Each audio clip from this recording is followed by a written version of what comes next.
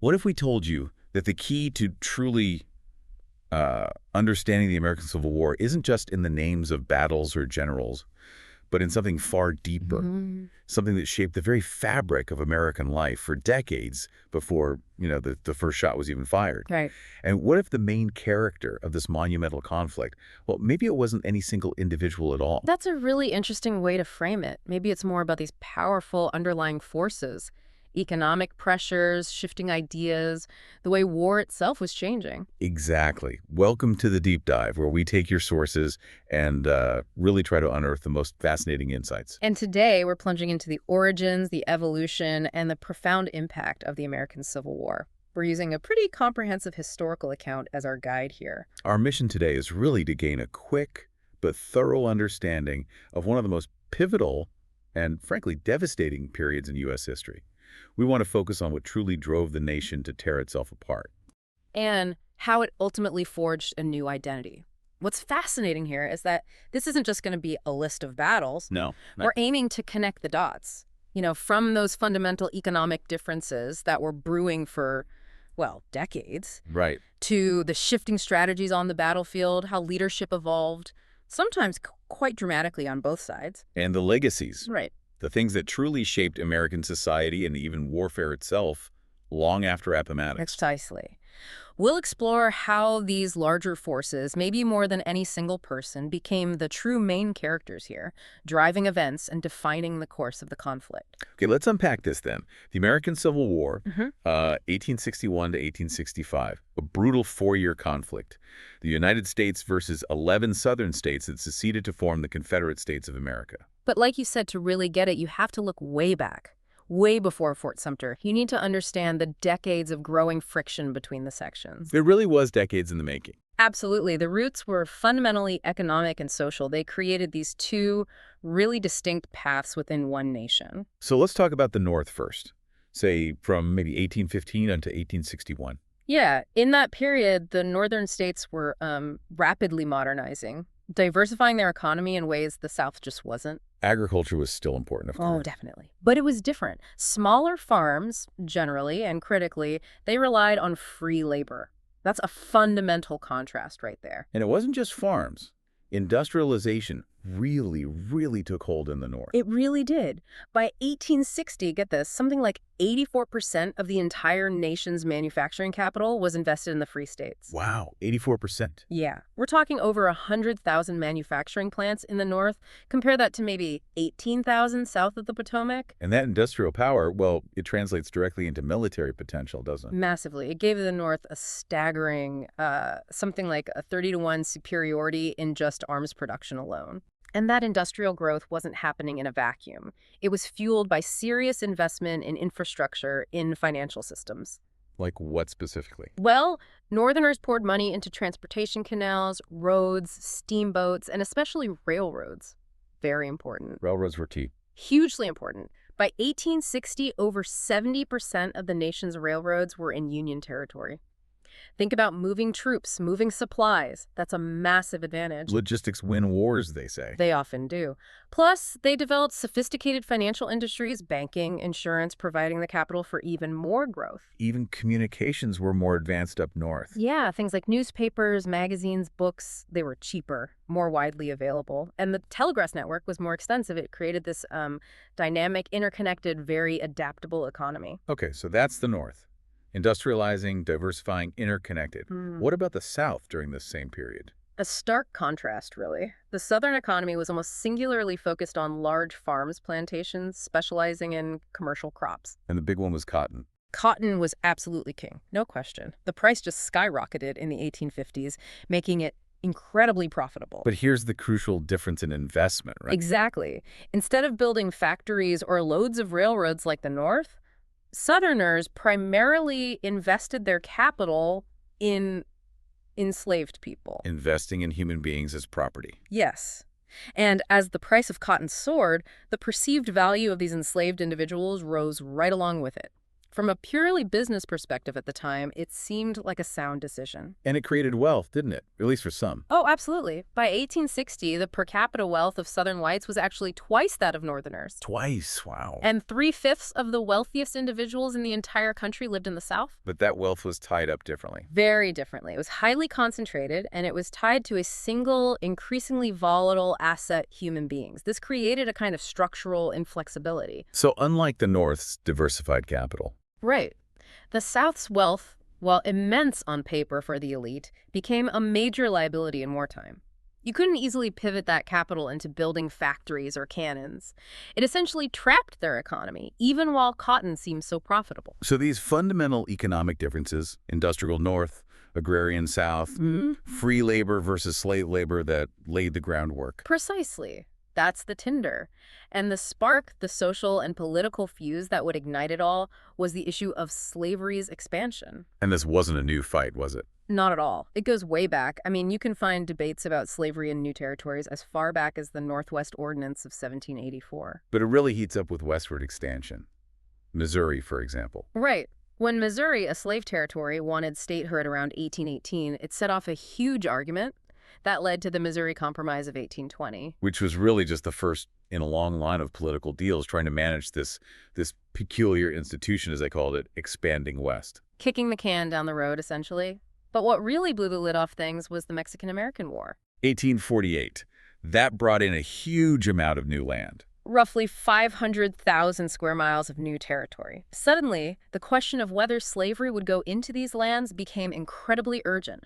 A crisis point. And the 1850s just saw things get more and more polarized. Absolutely. Northerners, whether driven by morality against slavery or wanting to protect free white labor, increasingly believed slavery had to be contained, maybe even eradicated. While white Southerners? They saw any limit on slavery's expansion as a death sentence for the institution itself, which underpinned their entire economic and social world. They felt existentially threatened. And the politicians just couldn't bridge the gap anymore. The compromises stopped working. They became less and less effective. The middle ground just disappeared. The tension kept building until the 1860 presidential election. Abraham Lincoln, the Republican Party candidate. And the Republican Party platform was explicitly anti-slavery, specifically, against the expansion of slavery. And he wins. He wins, crucially, without getting a single electoral vote from the South. That was it, the tipping point. For the South, yes. It signaled that their way of life, their control over the federal government, and the future of slavery itself were truly under threat from the North. And the reaction was swift. Immediate and drastic. 7 southern states, South Carolina, led the way, followed by Mississippi, Florida, Alabama, Georgia, Louisiana, Texas. They didn't wait. They carried out their threat. Secession. They seceded and quickly organized themselves as the Confederate States of America.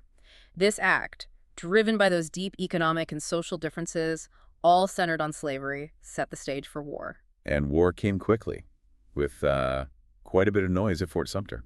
April 12, 1861, early morning, Confederate forces opened fire on the federal fort right there in Charleston Harbor. It's always struck me as strange, though. This incredibly symbolic first clash of what becomes the bloodiest war in American history. And yet no direct casualties in the bombardment itself. Right. Bizarre. After about 34 hours of shelling, Major Robert Anderson surrendered his small garrison, maybe 85 soldiers, to the thousands of Confederates surrounding him. Bloodless, but definitive. That was the spark. That was it. Within weeks, 4 more southern states, Virginia, Arkansas, Tennessee, North Carolina, decided their future lay with the Confederacy. That solidified the two sides. Political tension became armed conflict. So the war is on.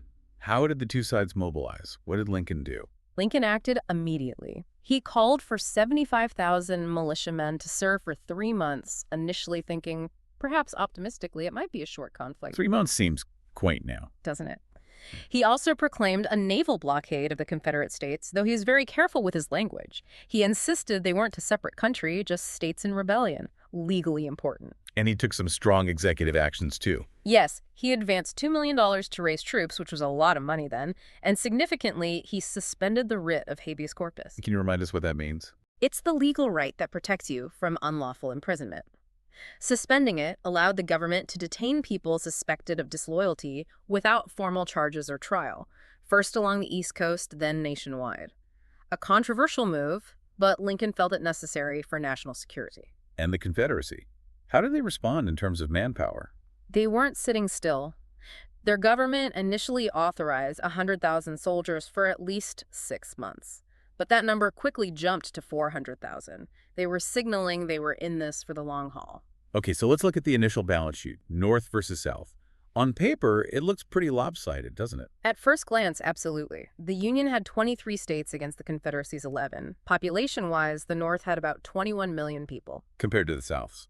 About 9 million total in the South, but critically, 4 million of those were enslaved people, not available for military service, obviously. So the Union had roughly a 2-to-1 edge in available manpower. And we already talked about the industrial gap. Immense. Over 100,000 factories versus 18,000. That 30-to-1 edge in making weapons. Plus, remember, the railroad's over 70% in the Union. Huge logistical advantage. Money too, right? Financial resources. Yes. The North had a great preponderance of commercial and financial resources. And maybe most importantly, they had a functioning, established government, a small but efficient regular army, and a navy. The Confederacy had to build all that from scratch. So it sounds like the Confederacy had almost no chance. Well, it wasn't quite that simple. The Confederacy had some distinct advantages that fueled their confidence, their belief they could win. Like what? Geography, for one. They were fighting a defensive war, mostly on their own territory. That gives you the advantage of interior lines. You can move troops and supplies shorter distances to react to enemy movements. Easier to defend than attack. Generally, yes. Plus, the South had a really strong military tradition. Many skilled officers from the U.S. Army sided with the Confederacy. Think Lee, Jackson, Johnston. That's a good point. And their coastline. It's vast, 3,500 miles. It seemed almost impossible to blockade effectively, at least initially. And their president, Jefferson Davis, clung to the hope of foreign intervention. Hoping Britain or France would jump in. Because of cotton. Exactly. King Cotton diplomacy, they called it. They hoped Europe's reliance on Southern cotton would force them to recognize the Confederacy and maybe even help them militarily. And motivation has to count for something. Immensely powerful motivation. Confederate soldiers believed they were fighting for independence, for their homes, their way of life, which was inextricably tied to slavery. They explicitly framed it as a second American Revolution. Fighting against perceived tyranny. Just like the Founding Fathers against Britain. That was the narrative, fighting for self-determination against heavy odds. Which brings us back to that question you raised earlier. Despite those overwhelming odds on paper, how could they possibly think they had a chance? Well, if you connect it to this bigger picture, it really underscores that deep conviction they had. They genuinely saw it as a righteous cause, a fight for survival. That powerful motivation, combined with geography, military tradition, and the hope of foreign help, fueled their stubborn resistance. So this clash wasn't just armies, it was systems. Industrial North versus agrarian South. And leadership would be a huge factor, wouldn't it? Another major character in this story. Absolutely critical. And command problems really plagued both sides, especially early in the war.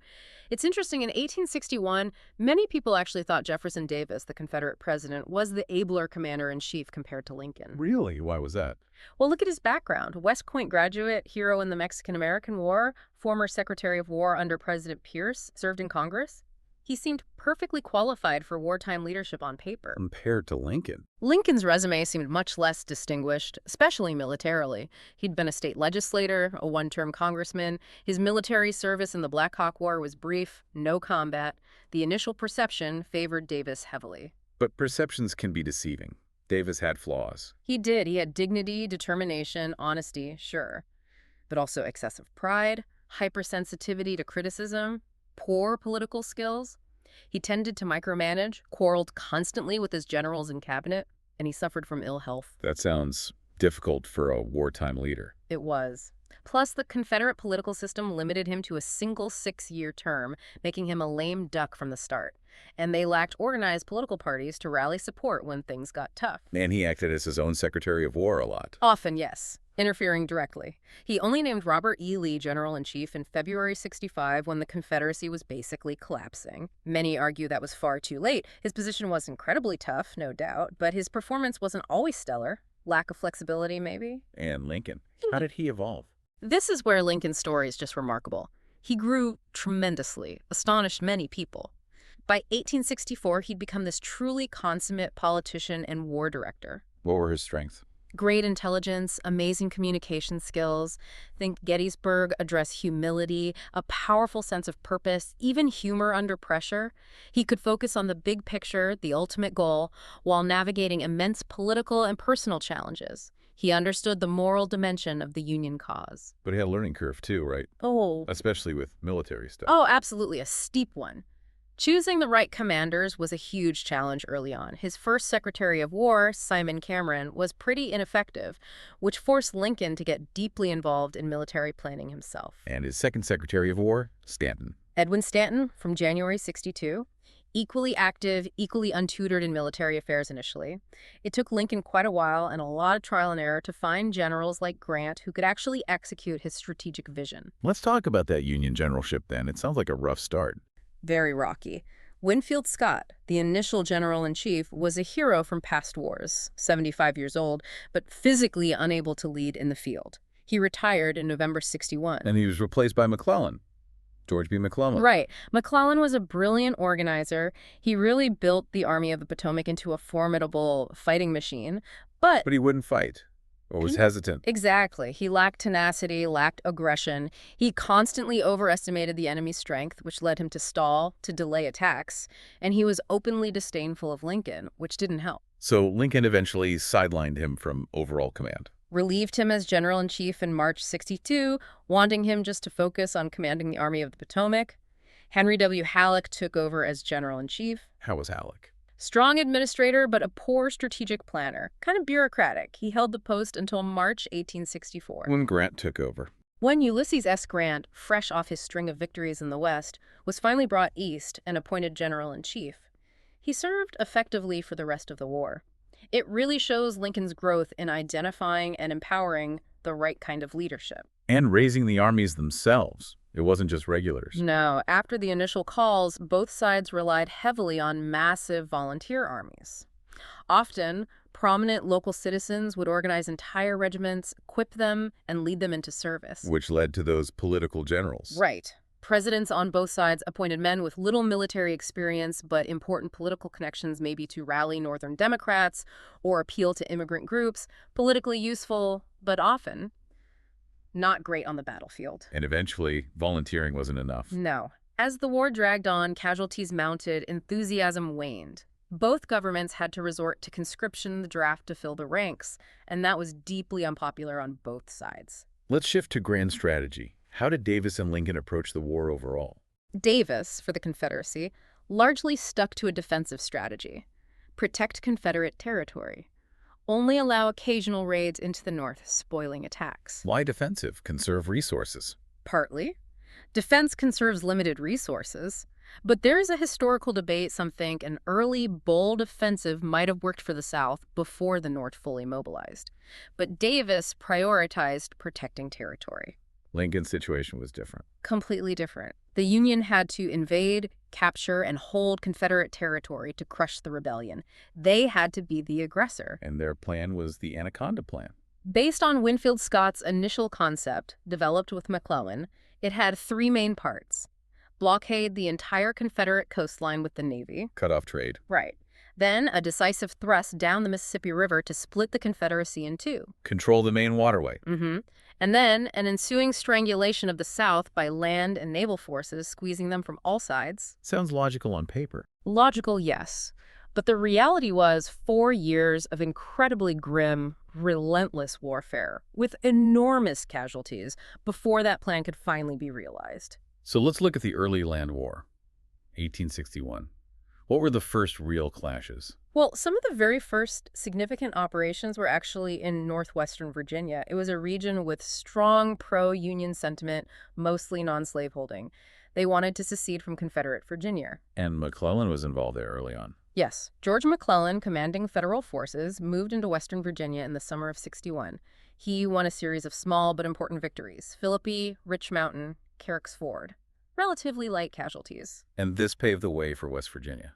Exactly. It effectively eliminated Confederate resistance there and allowed for the creation of the separate state of West Virginia in 1863. But the main focus, the big armies, were gathering near the capitals, right?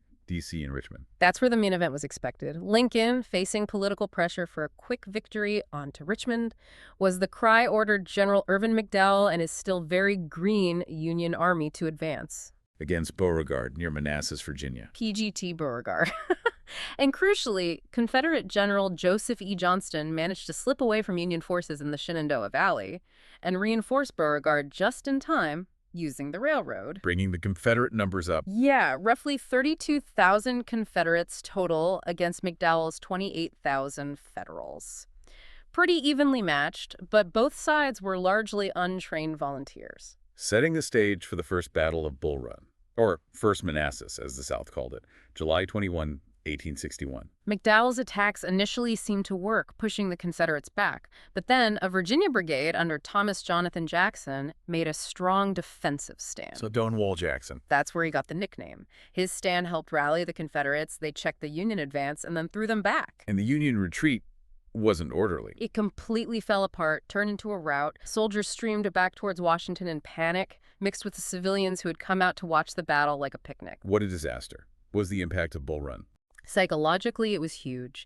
The Confederates got wildly overconfident, started believing the war would be easy, that one rebel was worth 10 Yankees. Dangerous thinking. Very. And for the Union, especially the high command of the main Eastern Army, the Army of the Potomac, it created this kind of inferiority complex, a persistent fear of Southern military skill that really hampered them until Grant took over much later. So Bull Run basically shattered any illusions of a quick 90-day war. Absolutely. It showed both sides this was going to be a long, serious, bloody conflict. It reset everyone's expectations. Okay, so 1861 ends with that shock. Let's move into 1862. A big year, especially in the East, right? A huge year. And a pivotal moment comes early on when Robert E. Lee takes command of the main Confederate Army in the East. He renames it the Army of Northern Virginia. And under Lee, the Army of the Potomac is going to have a really rough time. Repeatedly battered, yes. Meanwhile, interestingly, Union forces out west start achieving much more significant success under more aggressive generals. Kind of hints at the future direction of the war. Let's focus on the East first. McClellan is now in charge of the Army of the Potomac after Bull Run. Right. Fresh from his smaller victories in Western Virginia, he's called to Washington, replaces Scott, and starts building that army. But he faces challenges. Personality clashes, political opposition from radical Republicans who distrusted him. And Lincoln is getting impatient, wants action. Very impatient. Frustrated by McClellan's constant delays, his demands for more troops, what Lincoln saw as insubordination. When McClellan finally launches his Peninsular Campaign in March 62, aiming for Richmond, Lincoln holds back troops. Yes, Lincoln and Secretary Stanton withheld significant forces to defend Washington, which McClellan felt he desperately needed and never forgave them for. So McClellan advances up the peninsula between the York and James Rivers. Slowly. Very slowly. Yeah. He undertakes a month-long siege of Yorktown, which probably isn't necessary, before inching towards Richmond, eventually getting within about 4 miles. And the Confederate commander, Johnston, attacks him. Joseph E. Johnston tries to seize the initiative, attacks McClellan's left wing at 7 Pines or Fair Oaks on May 31st. He has some initial success, but is ultimately checked. And crucially, He gets wounded. severely wounded, removed from command. And this is the moment. This is the pivotal moment. With Johnston out, Jefferson Davis appoints Robert E. Lee to command. It's fascinating how Johnston's wounding directly led to Lee taking over the Army of Northern Virginia. A major development, maybe sometimes overlooked, that fundamentally changed the war in the East. Lee brought a new audacity, a new strategic brilliance. And Lee immediately goes on the offensive. Wastes no time. Recalls Stonewall Jackson's forces from their successful campaign in the Shenandoah Valley, then attacks McClellan to start the 7 days battles in late June. A series of fierce engagements near Richmond. Lee tries relentlessly to crush the Army of the Potomac. He doesn't succeed in destroying it, but he does force McClellan to change his base to the James River, effectively saving Richmond. McClellan suffers fewer casualties, though, right? Yes, Union casualties were around 16,000, Confederates over 20,000. But McClellan, demanding massive reinforcements Lincoln wouldn't provide, was eventually withdrawn from the peninsula by Lincoln and Halleck. His units were then given to General John Pope. Pope? Another new commander. Yes, Pope advanced overland towards Richmond.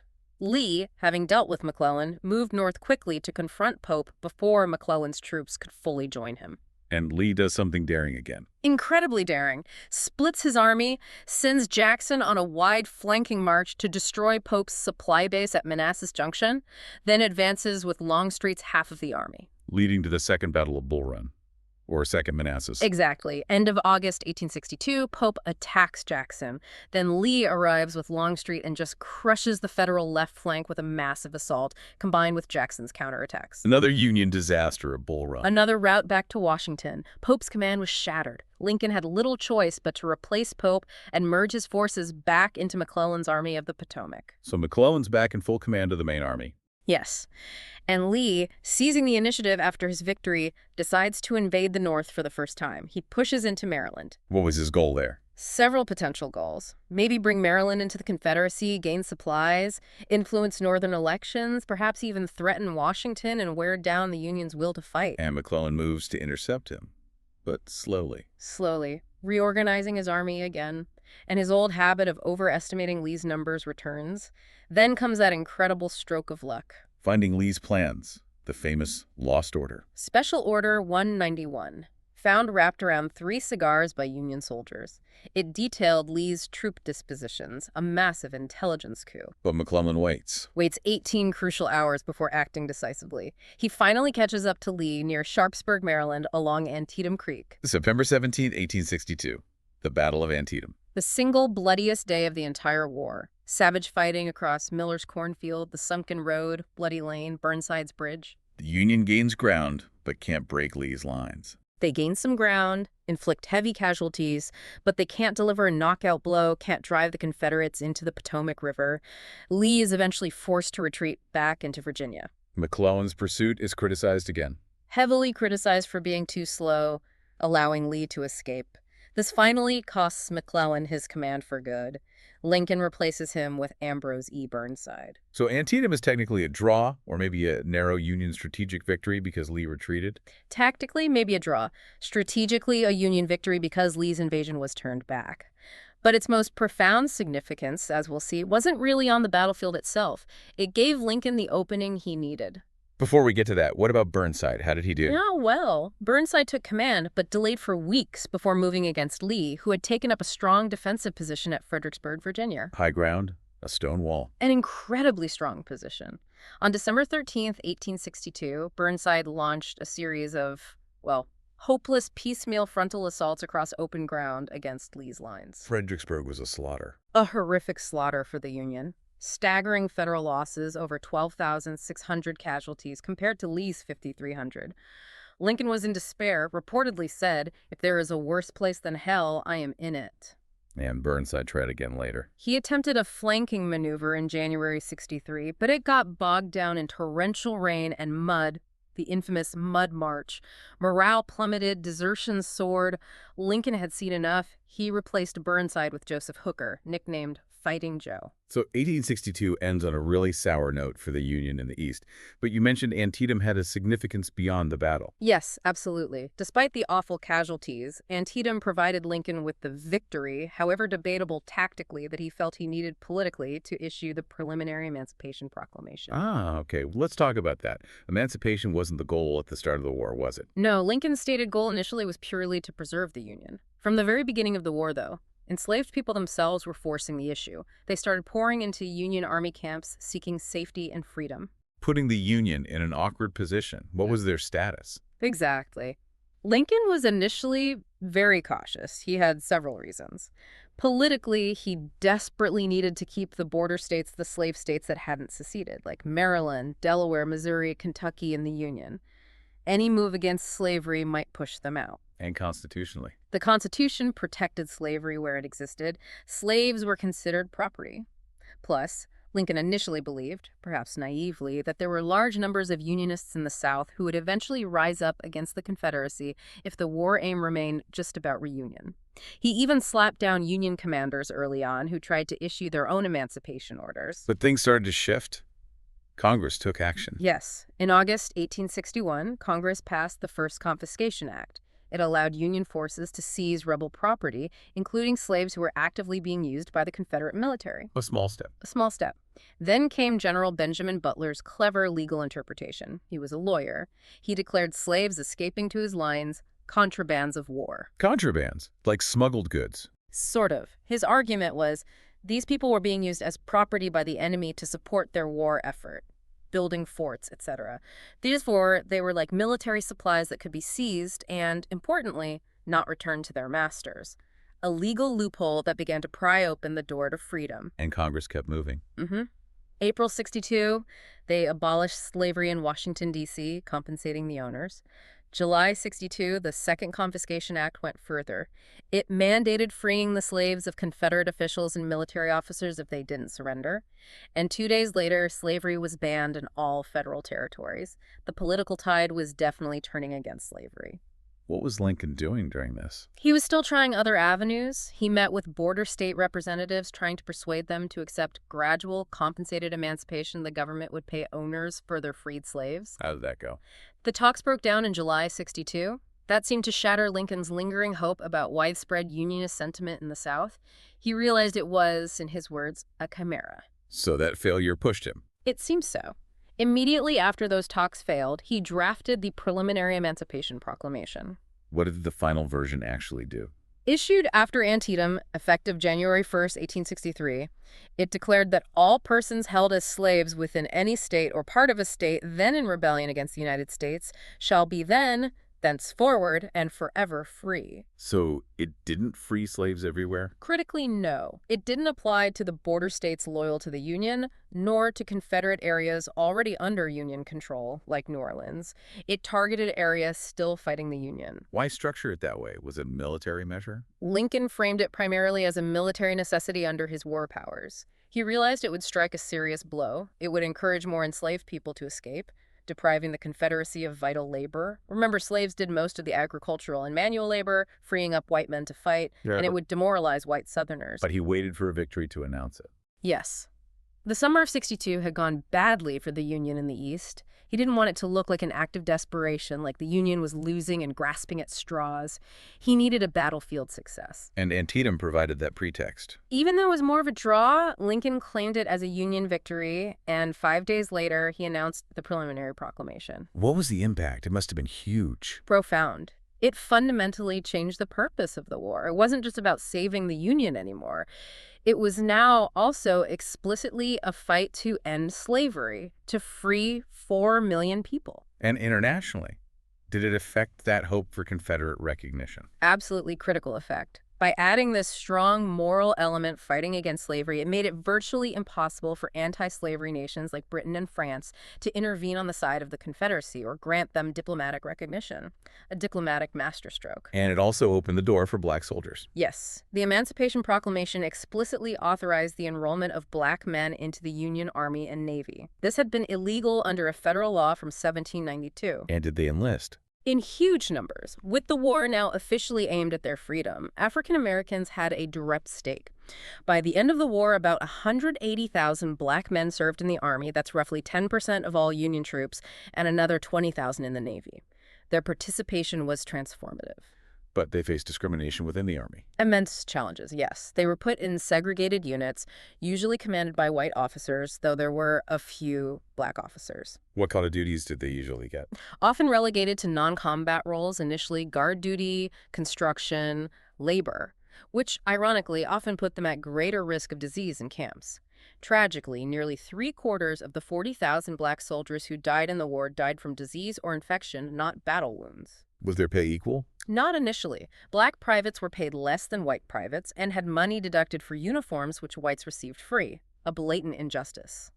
Thankfully, due to protests and public pressure, Congress equalized the pay retroactively in June 1864. Equipment issues, too. Often issued older or substandard equipment, and they faced a unique, terrible threat if captured. What was that? Captured black soldiers, whether they had been free or enslaved before the war, faced the possibility of being executed or re-enslaved by the Confederates. They were generally treated much more harshly as prisoners of war than white soldiers. The Fort Pillow Massacre is a horrific example. Yet, despite all that, they fought bravely when given the chance. Absolutely. When they saw combat, black troops performed admirably, shattering racist stereotypes about their fighting ability. Key engagements include Milliken's Bend, Port Hudson, the famous assault on Fort Wagner by the 54th Massachusetts. The Glory Regiment. That's the one. They lost two-thirds of their officers and nearly half their men in that valiant but failed attack. Black soldiers also fought crucially at Petersburg and Nashville. 25 were awarded the Medal of Honor. Their service was vital to the Union victory and central to the war's transformed meaning. Okay, so while the East saw this bloody stalemate and this profound moral shift with emancipation, what was happening out West during this period, say, early 62? The West was a different story, generally more positive for the Union, with more aggressive generals making headway. Even in the far trans-Mississippi theater, think west of the river, Confederate ambitions were checked early. They had eyed California, its ports, its gold. But that didn't pan out. No. A Confederate invasion of New Mexico in early 62 captured Albuquerque and Santa Fe, but was defeated at Glorieta Pass and forced to retreat back into Texas with heavy losses. Confederate hopes out west faded quickly. Closer in, what about Missouri and Kentucky, those crucial border states?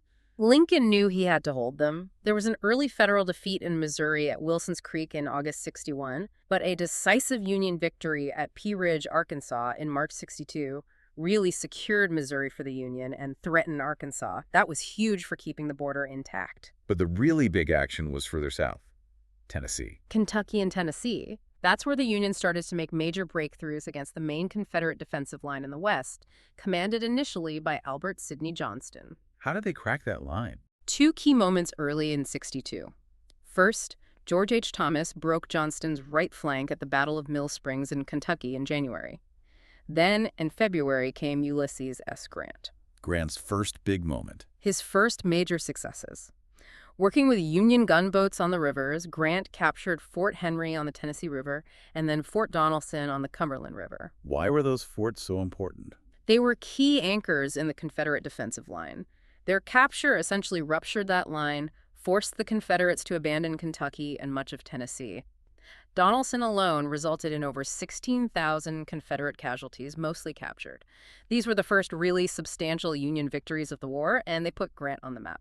What happened to Johnston's army after that? Johnston was forced into a difficult withdrawal south through Tennessee, but he managed, quite skillfully, to regroup his forces near Corinth, Mississippi, and prepare for a surprise counterstroke against Grant. Which led to Shiloh. The Battle of Shiloh, April 6th and 7th, 1862.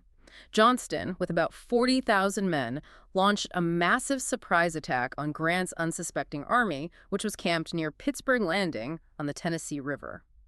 William T. Sherman was one of the Union commanders caught off guard. It was a brutal fight. Incredibly desperate, vicious combat on the first day. The Federals were pushed back almost to the river. It looked like a potential disaster for Grant. But then, a crucial turning point. Johnston was killed.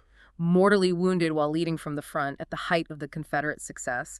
His death, along with Grant's stubborn defense and the arrival of reinforcements under Don Carlos Buell overnight, allowed the Union to stabilize. And the second day? Grant counterattacked, drove the Confederates, now under Beauregard, back from the field.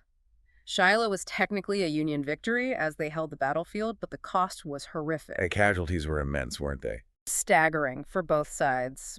Grant lost over 13,000 men. The South lost nearly 11,000. Shiloh was a brutal wake-up call. It shocked everyone and signaled this war was going to be far longer and bloodier than anyone had imagined back in 61. What happened in the West after Shiloh? Halleck, who was Grant's superior at the time, took overall command in the field.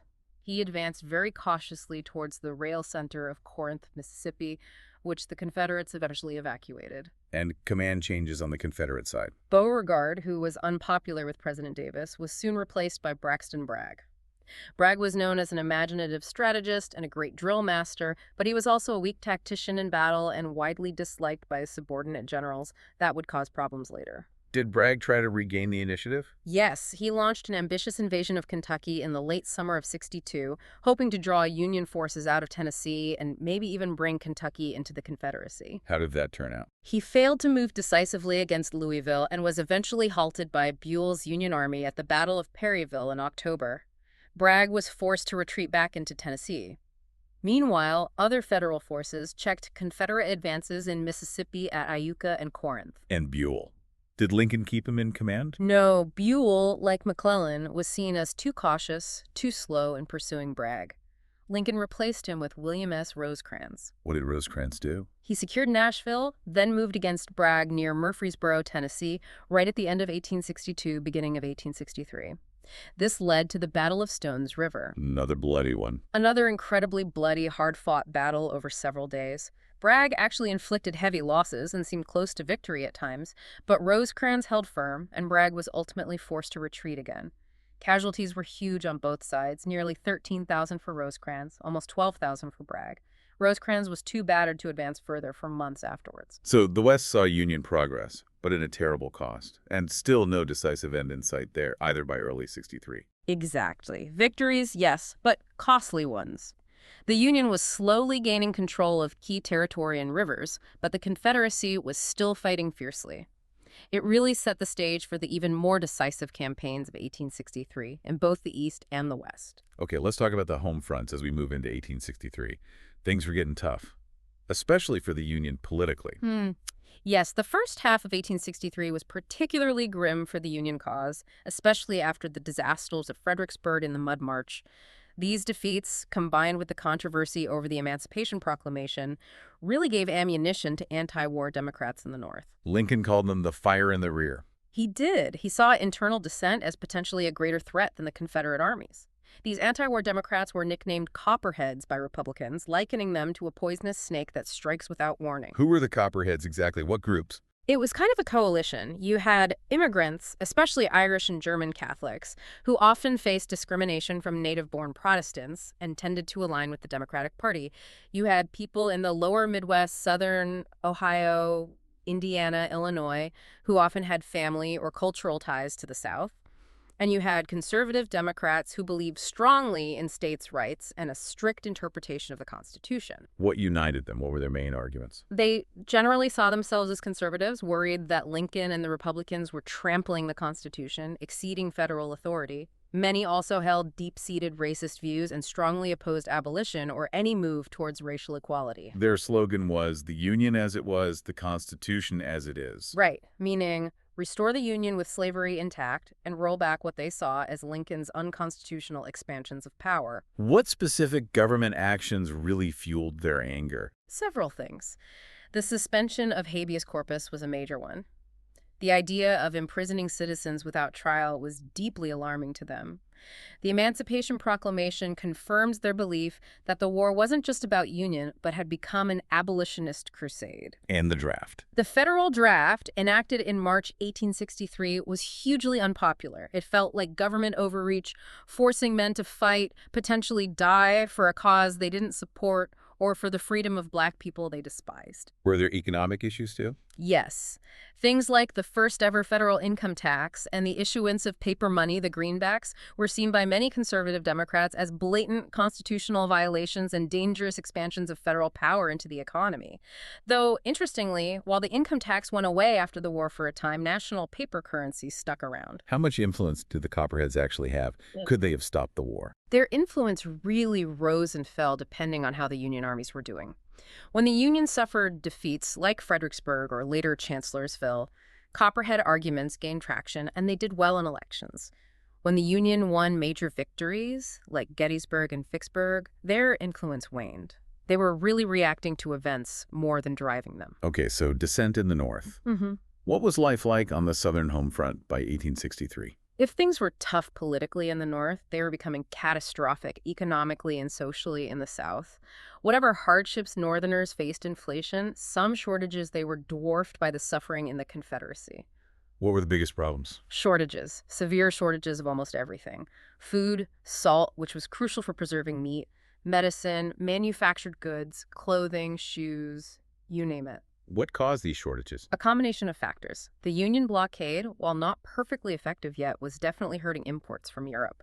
The war cut off trade with the North, which had supplied many goods before the war, and Southern industry was just too underdeveloped to fill the gap. You can see the scarcity in everyday things. Definitely. People started writing letters on scraps of wallpaper or old ledger pages because paper was scarce. Newspapers folded hundreds of them. Of about 800 papers at the start of the war, maybe only 22 were left by the end. That shows a real breakdown. And food. Was starvation a real threat? Increasingly, yes. Food shortages became the most pressing problem. There was a drought in 1862. Enslaved people fleeing to Union lines reduced the farm labor force. Union armies occupied more and more territory. The Confederate military got priority for railroads, so civilian food often spoiled waiting for transport. How did people react? Did farmers cooperate with the government? Not always. When the Confederate government tried to impress food, basically seize it for the army, often paying below market value in depreciated currency, many farmers started hiding their crops and livestock. This just made the shortages worse for civilians. And inflation was rampant. Hyperinflation. The Confederate dollar became almost worthless. Food prices soared beyond reach for many ordinary families, especially soldiers' families whose breadwinners were away. Did this lead to unrest? Yes. Food riots struck out in several southern cities, including a large one in the Confederate capital, Richmond, in April 1863. Hundreds of women, desperate and hungry, marched and looted stores. How did the government respond? President Davis himself came out and addressed the crowd. He reportedly ordered the militia to prepare to fire if the women didn't disperse. They eventually did, but it was a shocking sign of the desperation and the crumbling social order on the home front. Amidst all this suffering, a new technology was making the war feel very real back home, wasn't it? Photography. Yes, photography played a unique role. The technology had been around, but new, cheaper processes like tintypes and ambrotypes became popular right before and during the war. Soldiers often had their portraits taken before going off to fight. Families treasured these images. But it wasn't just portraits. Battlefields were photographed too. That was the major shocking development. Matthew Brady, a famous photographer, and his team started taking pictures of battlefields after the fighting was over. His exhibit in New York City in October 1862, showing photos from the Antietam battlefield, was a sensation. What was the reaction? People hadn't seen images like that before. Never. Remember, no television, no internet. Newspapers had illustrations, but they couldn't capture the raw reality like a photograph. Brady's photos showed the dead, bloating bodies lying where they fell. The New York Times wrote that Brady had brought bodies and laid them in our dooryards. It brought the terrible reality and carnage of the war home in a visceral, unprecedented way. Wow. Okay, so 1863 begins with hardship at home, political division, and military stalemate, especially in the East. Hooker is now in command of the Army of the Potomac. Fighting Joe Hooker. He did a good job reorganizing and refitting the army over the winter. Morale was high. He had a huge force, around 132,000 men, maybe the largest single army of the war. Facing him was Lee, with maybe 62,000. Hooker felt confident. And he planned a bold maneuver against Lee at Chancellorsville. A very well-conceived plan initially. Late April, early May, 1863. He swung the bulk of his army around Lee's flank near Fredericksburg, catching the Confederates somewhat by surprise. It looked like a brilliant opening move. But Lee didn't react conventionally. Lee reacted with astonishing audacity. Instead of retreating, he left a small force to watch the Federals at Fredericksburg and moved the majority of his much smaller army directly against Hooker's main force in the dense woods known as the Wilderness. And Hooker hesitated. Hooker seemed to lose his nerve. Instead of pushing forward aggressively, he pulled back into a defensive position around the Chancellorsville crossroads. This dense terrain negated the Union's advantage in artillery. And Lee pressed his advantage with Jackson. On May 2nd, Lee made perhaps the most daring decision of his career. He split his already outnumbered army again. He kept a small force to occupy Hooker's front and sent Stonewall Jackson with the bulk of the army, about 28,000 men, on a long, secret flanking march around Hooker's right flank. Jackson's famous flank. It was brilliant. Late in the afternoon, Jackson's men burst out of the woods and completely crushed Hooker's unsuspecting Exi Corps, mostly German immigrants, sending them fleeing in panic. It was a stunning Confederate success. But then tragedy struck the Confederacy. Later that same evening, as darkness fell, Jackson was scouting ahead of his lines with some staff officers. Returning, they were mistaken for Union cavalry by their own Confederate pickets and fired upon. Jackson was hit 3 times. He didn't die immediately. No, his arm had to be amputated. He seemed to be recovering, but developed pneumonia and died 8 days later. His loss was an irreplaceable blow to Lee and the Confederacy. "He has lost his left arm," Lee lamented, "but I have lost my right." Did the battle continue after Jackson was wounded? Yes. Lee pressed the attack the next day, May 3rd, pushing Hooker's forces back further. There was also fighting back at Fredericksburg, where Union troops under General Sedgwick initially broke through, but Lee detached troops, countermarched, and forced Sedgwick back across the river. And Hooker, despite having fresh reserves, decided to retreat. Yes, remarkably, Hooker still had tens of thousands of fresh troops he hadn't committed, but he seemed completely unnerved by Lee's aggression. He gave up the fight and retreated back across the Rappahannock River. Union losses were heavy, over 17,000. Confederate losses were proportionally heavier, nearly 13,000, including Jackson. Chancellorsville is often called Lee's masterpiece, isn't it? It is. His audacity, splitting his force twice against a vastly superior enemy, it's still studied today. It absolutely cemented the Army of Northern Virginia's belief in Lee's genius and their own invincibility under his command. But that victory, that confidence, might have contributed to the decisions Lee made next. Which led him to invade the North again. Exactly.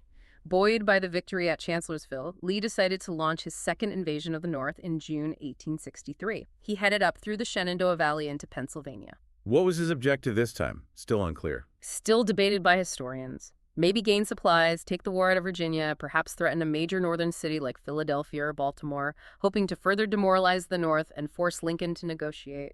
And his cavalry leader, J.E.B. Stuart, made a mistake. A controversial decision, Stuart took his cavalry on a long ride around the Union Army, capturing supplies, but crucially, detaching himself from Lee's main infantry force. Lee was essentially blind, lacking vital intelligence about the Union Army's movements as he advanced deep into enemy territory. Stuart didn't rejoin Lee until the second day of the upcoming battle. And the Union has another new commander. Yes, Lincoln had finally lost confidence in Hooker after Chancellorsville.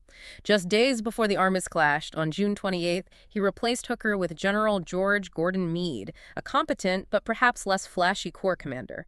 Meade was given more freedom of action than Hooker had been. And the two armies meet, unexpectedly. Yes, almost accidentally, at the small crossroads town of Gettysburg, Pennsylvania. Confederate infantry looking for supplies, reportedly shoes, ran into Union cavalry on July 1st, 1863. And the battle escalated from there, day one. It quickly escalated. More troops rushed to the scene from both sides. The Confederates had the numerical advantage on day one, and after about 9 hours of fierce fighting, pushed the Union forces back through the town of Gettysburg itself.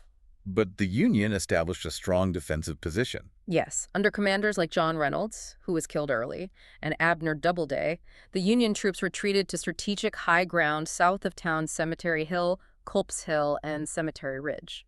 This formed the basis of their strong defensive line for the next 2 days. Day two, Meade arrives, consolidates the Union line. Meade had nearly 94,000 troops by then, holding that strong, fishhook-shaped defensive line.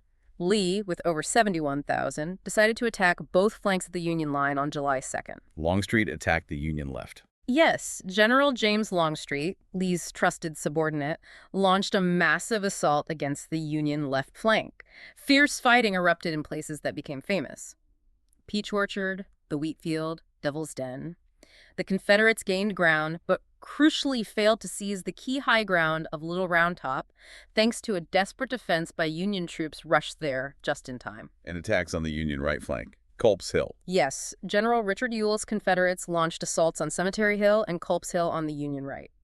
They gained a foothold on Culp's Hill, but were ultimately repulsed elsewhere. Day two ended with massive casualties on both sides, but the Union line held. Day three, the climax. The morning saw Union troops drive the Confederates off Culp's Hill. Stuart's cavalry finally arrived, fought an inconclusive battle with Union cavalry several miles east of Gettysburg, but the main event was Lee's decision for a massive frontal assault on the center of the Union line on Cemetery Ridge. Pickett's charge. Pickett's charge, though troops under Generals Pettigrew and Trimble also participated. Lee made this decision against the strenuous objections of Longstreet, who argued for a flanking maneuver instead. What happened during the charge? After a massive 2-hour artillery bombardment, possibly the largest of the war aimed at softening the Union defenses, nearly 15,000 Confederate soldiers marched across about a mile of open fields towards the Union center. Under devastating fire. Devastating artillery and musket fire from the well-entrenched Union troops. Only a few hundred Confederates actually reached the Union line, temporarily breaching a low stone wall at a spot known as the Angle, but they couldn't hold. They were shot down, captured, or forced back. The casualties were horrific. Appalling. The divisions involved in the charge suffered casualties approaching 60%. It It was a catastrophe for the Confederacy. Lee rode out to meet the survivors, famously saying, "It is all my fault." Did Meade counterattack after repulsing the charge? He was urged to, but his army was also badly battered, and he chose not to risk it. Lee remained on the field on July 4th, expecting an attack that never came, and then began his sorrowful retreat back to Virginia in the rain. The losses at Gettysburg were staggering. Enormous. Confederate losses were over 28,000, more than a third of Lee's army. Federal losses were also huge, over 23,000. What was the significance of Gettysburg? Was it the turning point? It's often called the high water mark of the Confederacy. Lee had lost irreplaceable veterans and key generals. He would never again be able to mount a full-scale invasion of the North with his entire army. From Gettysburg onward, Lee and the Army of Northern Virginia would be forced primarily onto the strategic defensive for the rest of the war. Its offensive power was crippled. And just as Gettysburg concludes, trouble erupts back in the North. Yes, talk about dramatic timing. Just 10 days after Gettysburg, the federal draft law went into effect, and riots broke out in New York City. The New York City draft riots. July 1863. What started as a protest against the draft, particularly the $300 commutation fee that allowed the wealthy to buy their way out, quickly spiraled into a horrific race riot. Targeting African Americans. Yes, tragically. Mobs, largely composed of working-class white immigrants, especially Irish, who feared job competition from freed slaves and resented fighting a war they increasingly saw as being for black freedom, attacked black citizens, burned homes, businesses, even an orphanage. How bad was it? It lasted 5 days. Federal troops, rushed back from Gettysburg, finally had to be called in to restore order. At least 120 people were killed, mostly African Americans. It remains one of the deadliest episodes of civil unrest in American history, a stark reminder of the deep racial tensions and divisions within the Union. And you mentioned the draft itself was controversial on both sides, with ways for the wealthy to avoid service. Absolutely. The Confederacy actually started drafting first back in April 1862. Healthy white men aged 1835, later 1750, had to serve 3 years. They also had exemptions for certain occupations, and initially the wealthy could hire a substitute. But the most hated part of the Confederate draft was The 20-slave law. It exempted one white man, an owner or overseer, from military service on any plantation with 20 or more slaves. why did they do that? Ostensibly, it was to ensure discipline and production on large plantations, especially with so many white men away fighting, leaving women to manage. But for smaller farmers, the yeomen who owned few or no slaves but made up the bulk of the army, it screamed class privilege. It fueled that bitter cry. A rich man's war, but a poor man's fight. And the Union draft had similar issues. The Union draft, starting March 1863, was the first federal draft in U.S. history. Men 2045 were enrolled, chosen by lottery, but you could avoid service either by hiring a substitute or, crucially, by paying a $300 commutation fee directly to the government. $300 was a lot of money then. A huge sum for an average worker. So again, it raised accusations that the burden of fighting fell disproportionately on the poor, while the rich could buy their way out. Rich man's war, poor man's fight was heard in the North, too. But you said earlier the statistics don't necessarily bear that out. Wealthy men serve too. Interestingly, yes. Detailed studies suggest that despite the loopholes, men from wealthier backgrounds were represented in the armies, both North and South, roughly in proportion to their numbers in the overall population. The perception of unfairness was powerful, but the reality might have been more complex. Okay, so Gettysburg and the draft riots mark a tumultuous summer of '63. Yeah. What about out west? That same summer saw another massive Union victory, right? Absolutely. While Gettysburg gets a lot of attention, what Grant was accomplishing out west was arguably just as, if not more, strategically significant. The focus was Vicksburg, Mississippi. The Confederate Gibraltar of the West. Why was it so important? Vicksburg sat on high bluffs overlooking a hairpin turn in the Mississippi River. Its cannons controlled all river traffic. As long as the Confederacy held Vicksburg and Port Hudson further south, they controlled a vital stretch of the river, allowing communication and transport between the Eastern Confederacy and its resource-rich states west of the Mississippi, Texas, Arkansas, Louisiana. Capturing Vicksburg would cut the Confederacy in two. It was tough to capture. Incredibly difficult. The terrain was challenging. Swamps, bayous, naval assaults had failed. Grant himself, along with Sherman, had tried several approaches in late '62 and early '63, the frustrating bayou expeditions, all without success. But Grant didn't give up. Grant, now back in Lincoln's good graces after Shiloh, was persistent. He came up with a new, incredibly bold plan in the spring of 1863. What was the plan? It involved marching his army down the west bank of the Mississippi past Vicksburg.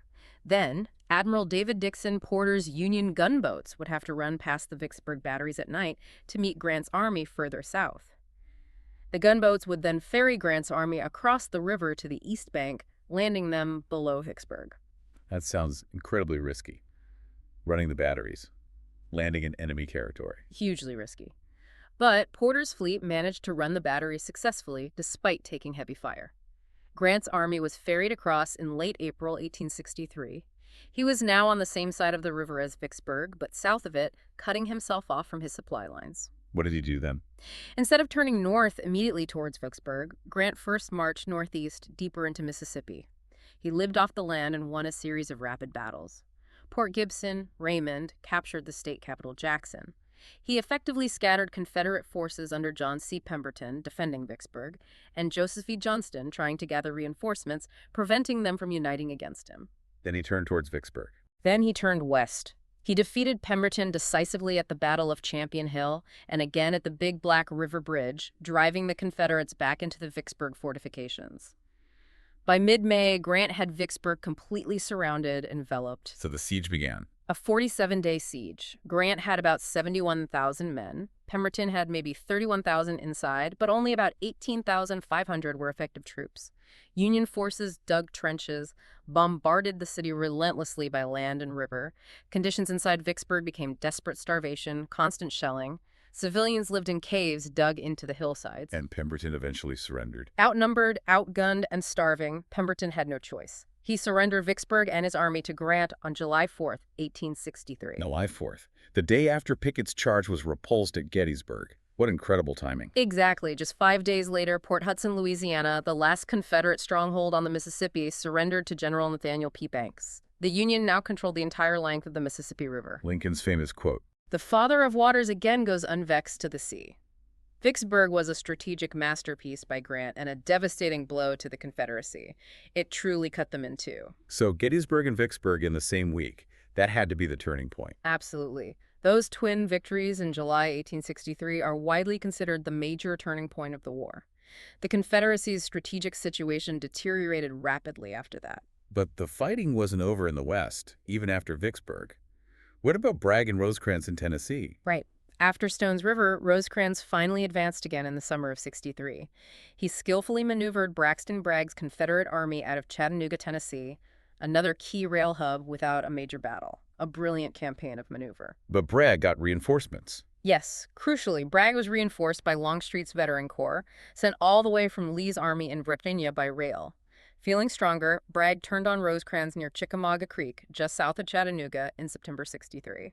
The Battle of Chickamauga. A vicious, confusing 2-day battle in dense woods, it turned into one of the few major Confederate victories in the Western theater. A Union corps collapsed. Rosecrans' army was routed and fell back into Chattanooga itself. Losses were horrific: over 16,000 Union, over 18,000 Confederates. Bragg had won the field but failed to destroy Rosecrans' army. So Rosecrans was trapped in Chattanooga. Pretty much. Bragg besieged the city, occupying the strategic high ground around it, Lookout Mountain, Missionary Ridge, cutting off Union supply lines. The Union army in Chattanooga faced potential starvation. What did the Union do? They acted decisively. Rosecrans was replaced, and Ulysses S. Grant was given overall command of Union forces in the West. He immediately went to Chattanooga. Grant takes charge. He quickly established a reliable supply line, the famous Cracker Line. He brought in reinforcements, including troops under Sherman and Hooker. Bragg, meanwhile, made a mistake. What did Bragg do? He weakened his own army by sending Longstreet and his corps away on a fruitless mission to capture Knoxville, held by Burnside. Giving Grant an opening. Exactly. In late November 1863, Grant launched a series of attacks to break the siege of Chattanooga. The battles for Chattanooga. Lookout Mountain. Missionary Ridge. Yes. Union troops captured Lookout Mountain in the famous Battle Above the Clouds. Then, on November 25th, in a seemingly spontaneous charge that exceeded their orders, Union soldiers stormed up the steep, heavily defended Missionary Ridge, breaking Bragg's center and sending the Confederates fleeing in disarray. A decisive Union victory. Absolutely decisive. Bragg's army was routed, Chattanooga was secured. This victory, combined with Vicksburg, solidified Union control over the crucial Tennessee River Valley and opened the gateway for an invasion deep into the Confederate heartland towards Atlanta. And Bragg lost his command after that. Yes, confidence in Bragg was completely shattered. President Davis finally replaced him with Joseph E. Johnston.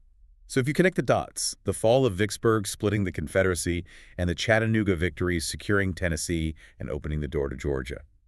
These Western victories were strategically just as vital as Gettysburg, maybe even more so in breaking the Confederacy's ability to wage war. They really set the stage for the final phase of the conflict in 1864. And they cemented Grant's reputation, leading Lincoln to make a big change in early '64. Precisely. Lincoln, deeply impressed by Grant's consistent victories in the West Fort Donelson, Vicksburg, Chattanooga, and finally fed up with the cautious generals in the East, appointed Grant lieutenant general in March 1864.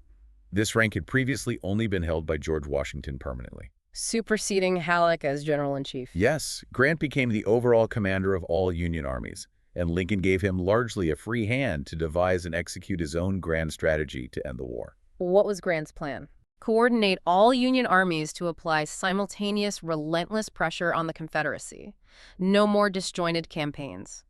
Specifically, he would travel with Meade's Army of the Potomac and personally direct its operations against Lee in Virginia.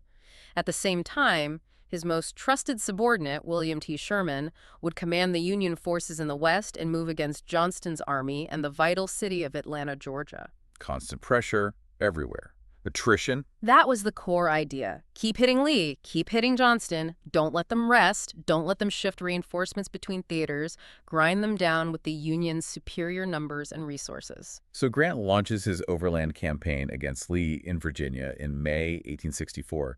How did that begin? With incredible ferocity, Grant, with about 115,000 men, surged across the Rapidan and Rappahannock rivers, plunging into the dense wilderness where Hooker had been defeated the year before.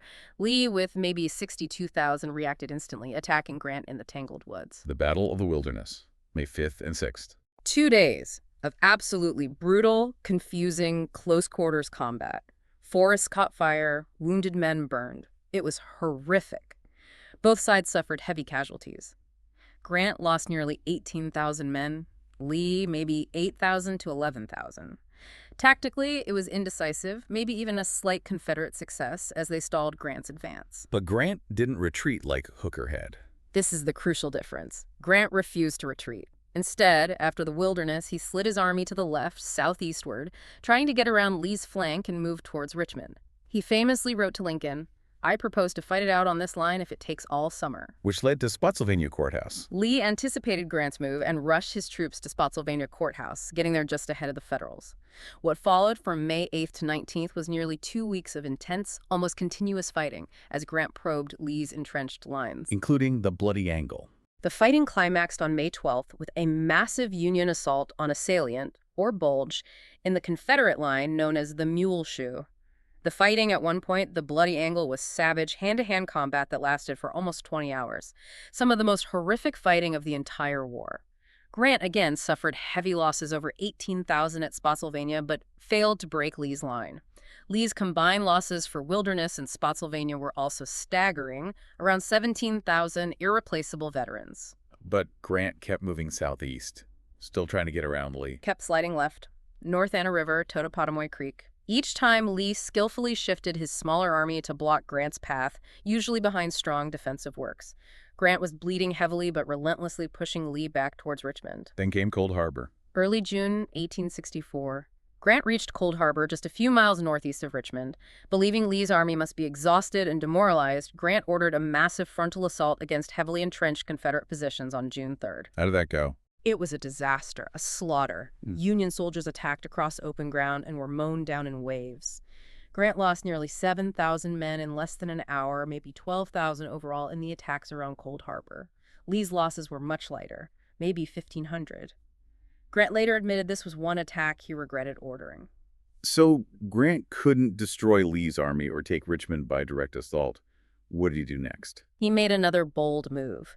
He decided he couldn't get at Richmond from the north or east, so he secretly disengaged from Lee, rapidly moved his huge army south across the James River, and aimed instead for Petersburg. Why Petersburg? Petersburg, about 20 miles south of Richmond, was a vital rail center. Several major railroads supplying Richmond and Lee's army converged there.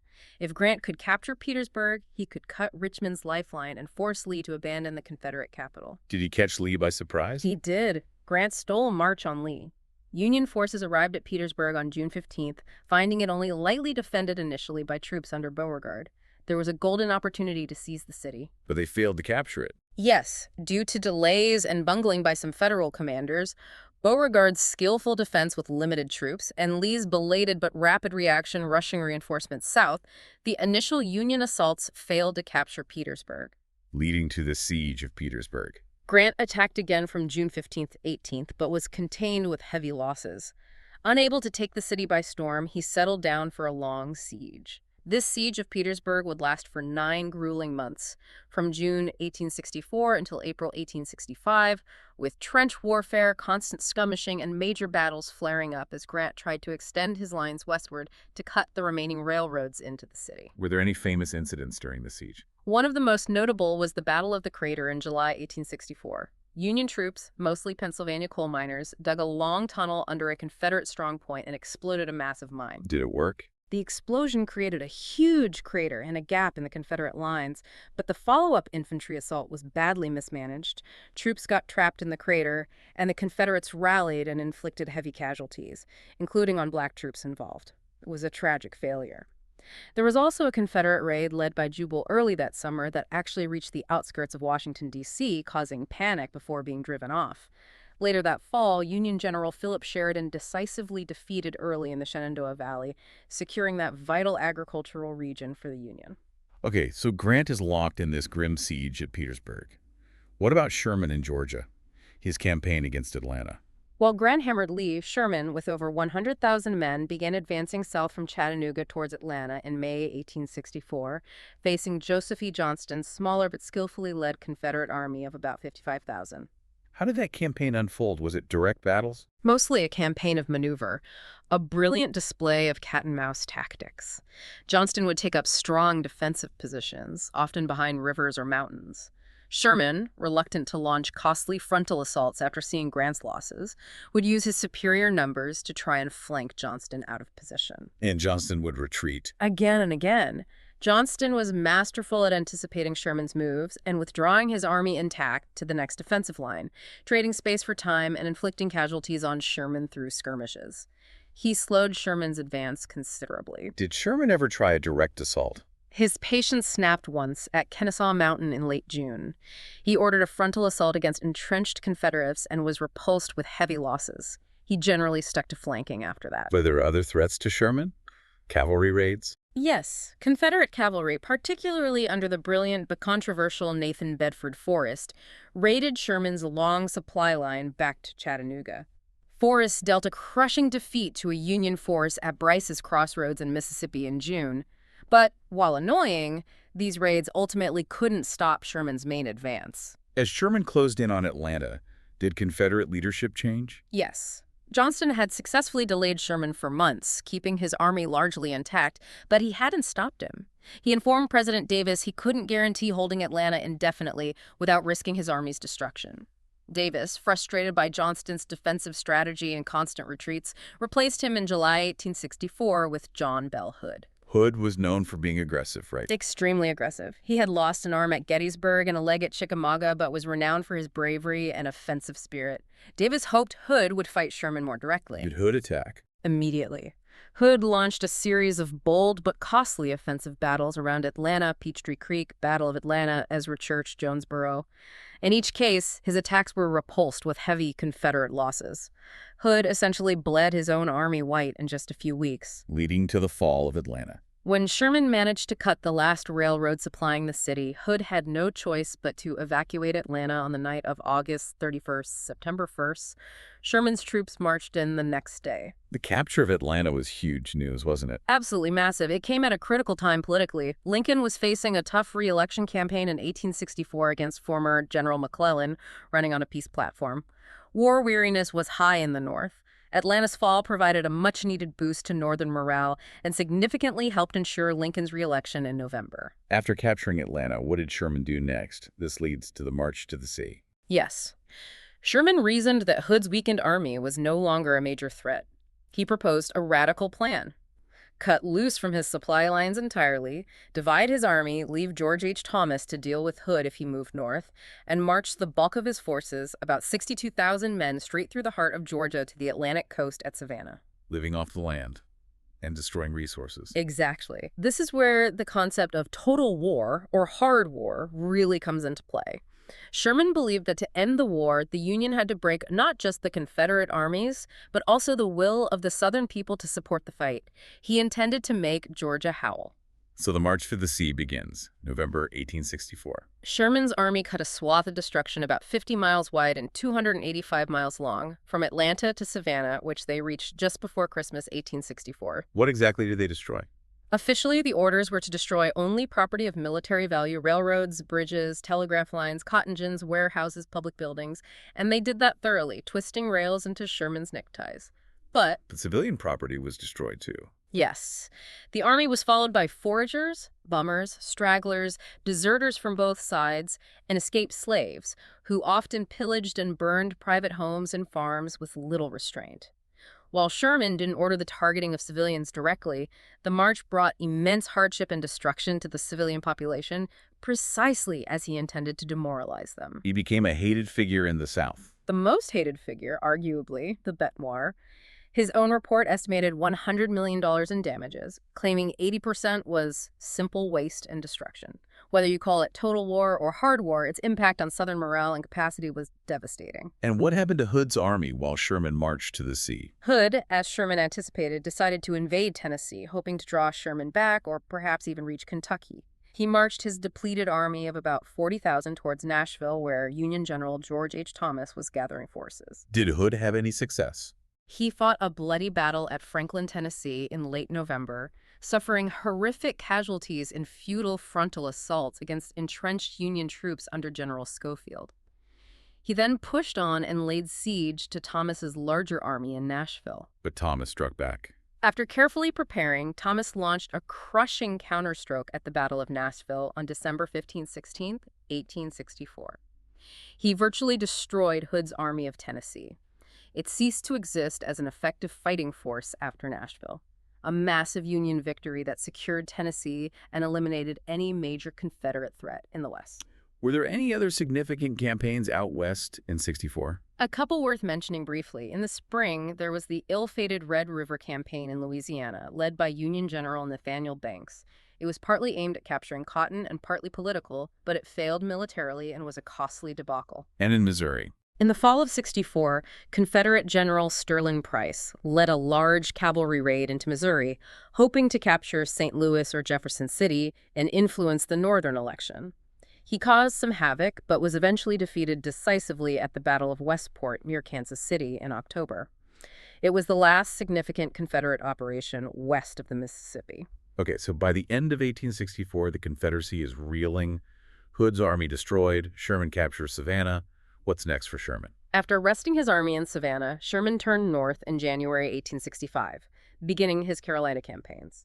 His objective was to march through the Carolinas, destroying remaining Confederate resources, and eventually link up with Grant's forces in Virginia. Was the destruction worse in South Carolina? Reportedly, yes. Sherman's men held a particular animosity towards South Carolina, viewing it as the cradle of secession, the state that started the war. The destruction of property there was arguably even more widespread and severe than in Georgia, though again, civilians themselves were generally not targeted physically. The capital city, Columbia, burned extensively after Sherman's troops entered in February, though who started the fires is still debated. Did Sherman face much opposition? Not significant opposition initially. The capture of Columbia forced the Confederates to evacuate Charleston, including Fort Sumter, without a fight. Lee, now Confederate General-in-Chief, scraped together remaining forces and reinstated Joseph E. Johnston to try and slow Sherman down. Did Johnston manage to fight Sherman? Johnston managed one last significant counterattack at the Battle of Bentonville, North Carolina in March 1865. He surprised one of Sherman's wings but couldn't sustain the attack and was eventually forced to withdraw. Sherman continued his relentless advance, capturing Goldsboro and Raleigh in April. And Johnston realized it was hopeless. Yes. With Lee's surrender at Appomattox happening concurrently, Johnston knew further resistance was futile. He contacted Sherman to discuss surrender terms. And they met near Durham Station. At the Bennett House, Johnston surrendered his army to Sherman on April 26, 1865, effectively ending major Confederate resistance in the Carolinas, Georgia, and Florida. Sherman initially offered very generous political terms, similar to Lincoln's thinking, but these were rejected by the War Department in Washington after Lincoln's assassination. Stricter military terms were then agreed upon. Let's go back to Grant and Lee at Petersburg. How did that siege finally end? Throughout the winter of 1864-65, Grant kept extending his siege lines further and further west, forcing Lee to stretch his already thin and dwindling forces to cover them. Desertion was rampant in Lee's army. Supplies were scarce. Did Lee try one last desperate measure? Yes. In late March 1865, Lee launched a surprise attack aimed at breaking the Union siege lines at Fort Stedman.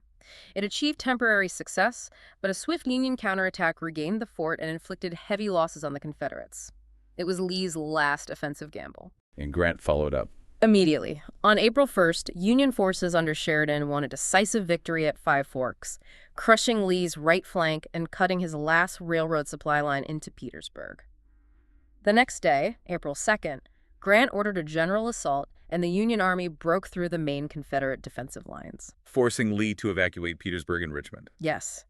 That night, April 2 to 3, Lee's army abandoned the trenches they had held for 9 months and evacuated both Petersburg and the Confederate capital, Richmond. The Confederate government fled. Union troops, including black regiments, marched into Richmond the next day. Where did Lee try to go? He tried to march his army west, hoping to reach supplies waiting at railroad depots and perhaps link up with Johnston's army coming up from North Carolina. But Grant pursued him relentlessly. An 88-mile pursuit along the Appomattox River. Union cavalry under Sheridan raced ahead, cutting off Lee's path and intercepting supply trains. Lee's retreating army was badly cut up in battles like Sailor's Creek, where nearly a quarter of his remaining force was captured. Escape became impossible. Lee realized his escape route was blocked. His army was exhausted, starving, and surrounded. He knew further resistance would only mean needless bloodshed. Leading to Appomattox Courthouse.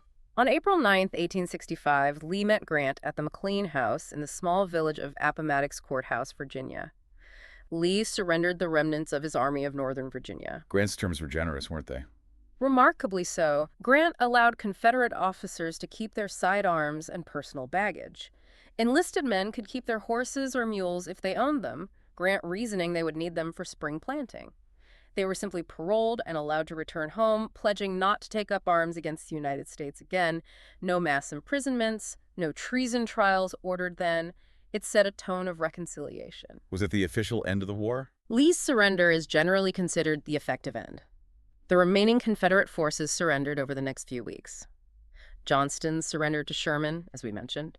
Richard Taylor surrendered forces in Alabama and Mississippi in May. Kirby Smith surrendered the Trans-Mississippi forces in late May. The final surrender occurred in Galveston, Texas, in June.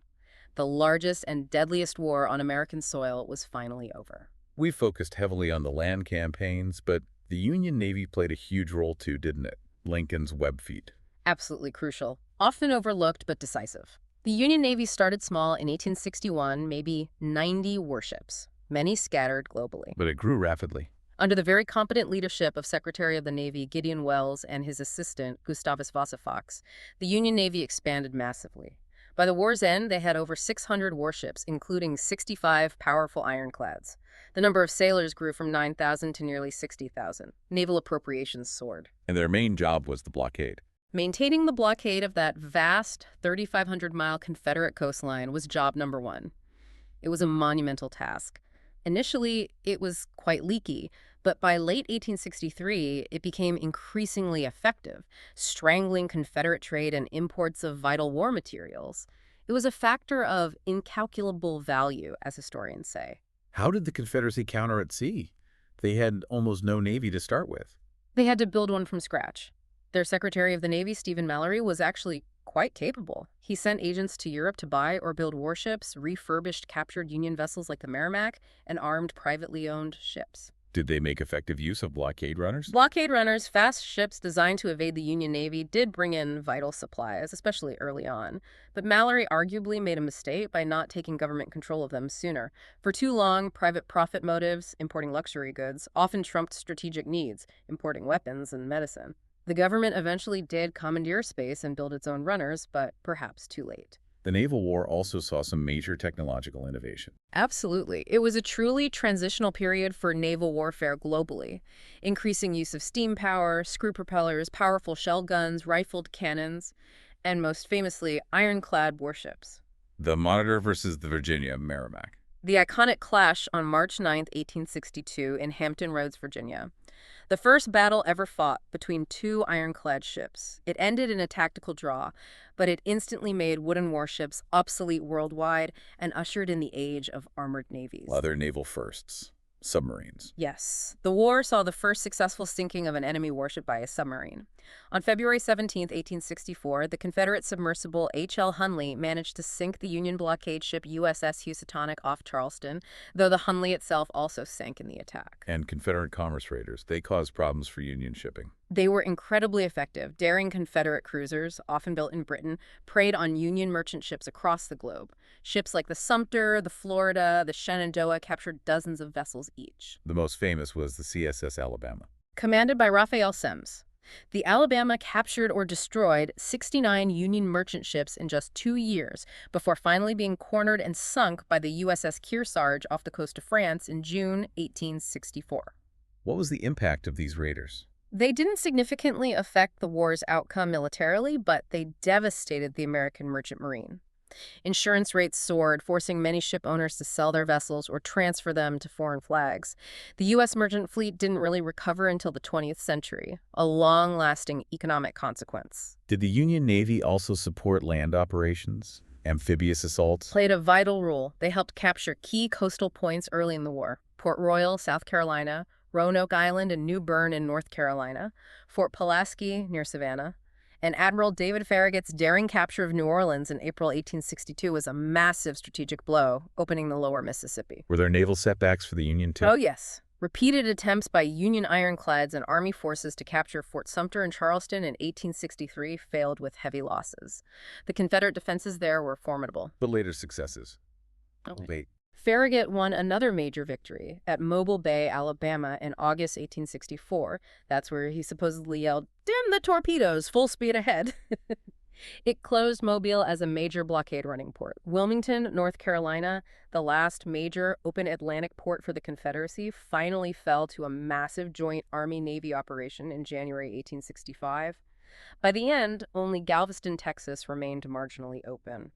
Lincoln's web feet were indeed decisive. So looking back at the whole conflict, what were the key factors in the Union victory? If you connect it all, several things stand out. The Union's overwhelming superiority in numbers, industrial capacity, financial resources, and especially naval power was crucial in a long war of attrition. Leadership, too. Absolutely. Lincoln's growth into a masterful political and war leader was vital, and the eventual emergence of skilled, aggressive Union commanders like Grant, Sherman, Sheridan, and Thomas, who understood modern warfare and how to leverage Union strengths. And Confederate weaknesses. Despite the brilliance of generals like Lee and Jackson on the battlefield, the Confederacy ultimately suffered from critical weaknesses.